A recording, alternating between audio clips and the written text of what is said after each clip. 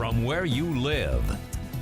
Tonight, we go back to the historic 2003 flood. We had about a week of extremely intense rainfall, just round after round of heavy storms, up to 15 inches of rain over that period, and up to 10 inches fell on July 5th alone. It was some of the worst creek flooding we had seen since 1913, and hundreds of homes were flooded, and damage was in the hundreds of millions of dollars. This kind of gives you an idea of the weather pattern. This is actually the morning of July 5th.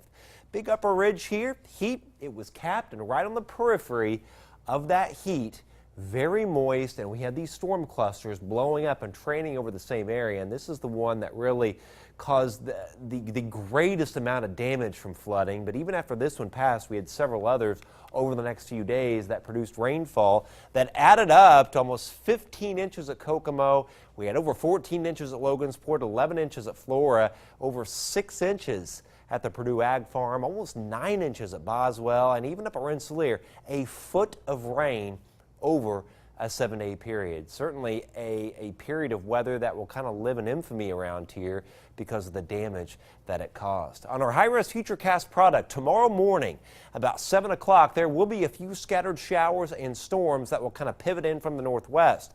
And then I think once we get to the afternoon and even into the evening, we'll have either a cluster of storms or a little line of storms that will pass through. And I wouldn't rule out perhaps some severe weather with this. The main threat would be damaging straight line winds, but you can't rule out perhaps isolated hail, isolated brief weak tornado out of this. And then it pushes out tomorrow evening, late, and tomorrow night. But I think a few more showers and storms may pop early on Sunday morning. And then for Sunday itself, in the afternoon, we may see another cluster or line of showers and storms pass through the area.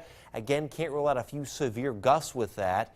Then we kind of clear out a little bit for Sunday night, but a few more showers and storms may pop Monday. But right now, anyway, they don't look severe. We'll keep an eye on it. Tomorrow, low 80s, Rochester, Logansport, but 87 Lafayette, and hotter as you move to the southwest, 90 at Pine Village as the warm front will kind of set up in our viewing area.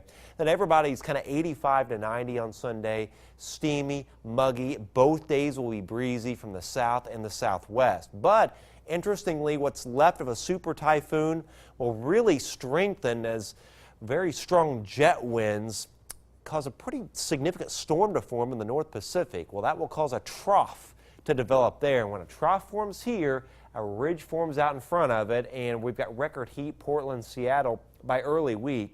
But downstream from that, it's a trough, and that means cooler weather for us. As a matter of fact, about 10 to 15 degrees below normal for a couple of days, maybe 3 days. So nice and comfortable Tuesday, Wednesday, 75. Overnight lows near 51.